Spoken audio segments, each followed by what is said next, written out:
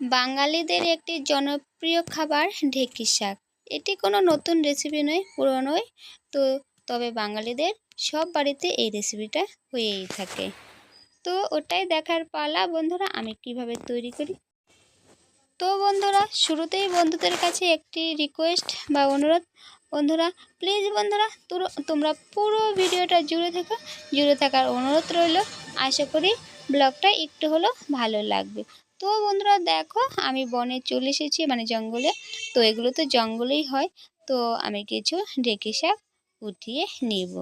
এগুলো এরকম জঙ্গলেই হয়ে থাকে বন্ধুরা, গ্রামে গঞ্জে যেখানে সেখানে হয়ে থাকে। তো আমি আমার পরিমাণ মতো কিছু শাক উঠিয়ে নিব বন্ধুরা, নিয়ে চলে এসেছি ঘরে। তো একদম দেখো টাটকা, গ্রামে গঞ্জে এটা সব জায়গাতেই পাওয়া যায়। তো বন্ধুরা আমি এটাকে খুব ভালো করে পরিষ্কার করে নেব, কারণ এখন বর্ষাকাল, এই শাকটা বর্ষাকালেই পাওয়া যায়। তো একটু ভালো করে ঝেড়ে ঝুড়ে নেব।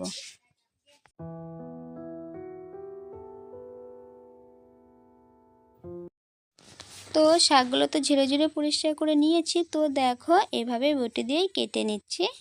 তো এই সাইজ করেই কেটে নিলাম, সমস্ত শাকগুলো এভাবে কেটে নেব।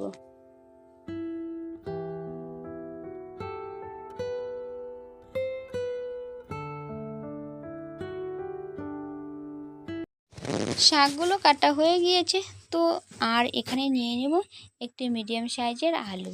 তো আলুটাও আমি কেটে নেব, একটু ঝিরি ঝিরি করেই কেটে নেব, কারণ শাকের সাথে আলুটা যেতে হবে। তো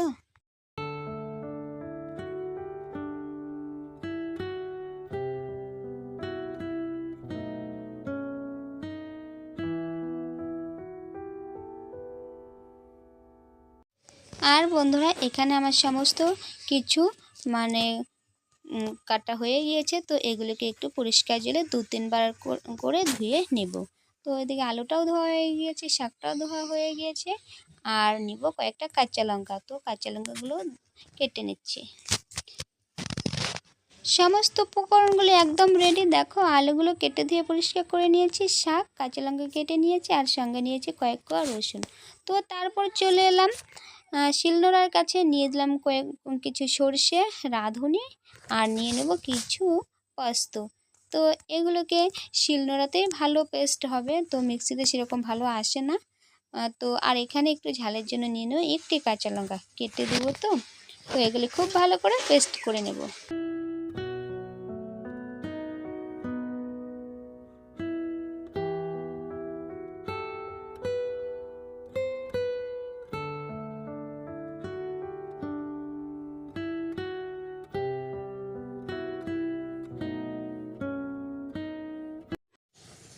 আর বন্ধুরা দেখো এইদিকে আমার একদম শিলনোড়াতে একদম বাটা কমপ্লিট।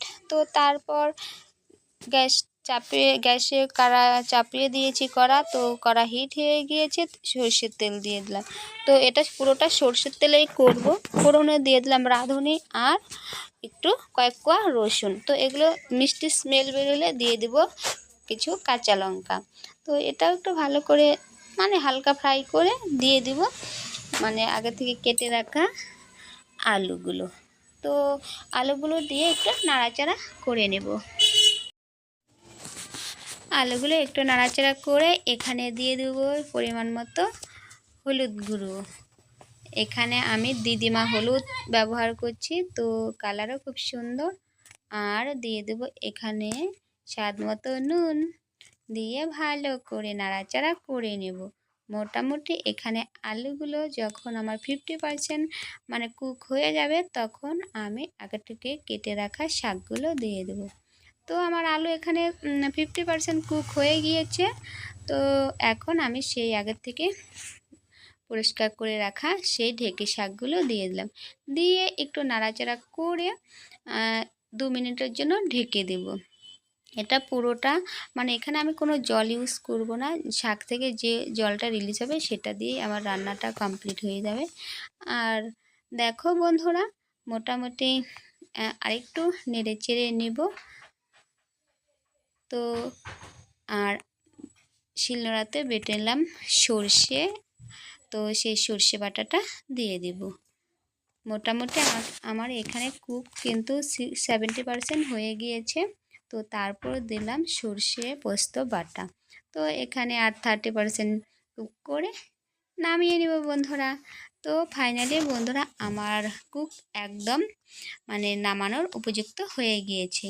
তো এখন আমি এগুলো নামিয়ে নেব। আর এখানে দেওয়ার কিছুই নেই। তো দেখো বন্ধুরা কত সুন্দর কালার চলে এসেছে। তো বন্ধুরা আমার রেসিপিটি কীরকম লাগলো তোমরা অবশ্যই কমেন্ট বক্সে কমেন্ট করে জানিও। আর বন্ধুরা তোমরা গ্রামের আর কি রেসিপি দেখতে চাও প্লিজ কমেন্ট বক্সে কমেন্ট করে জানিও। তো এখন আমি সার্ভ করার জন্য একদম রেডি।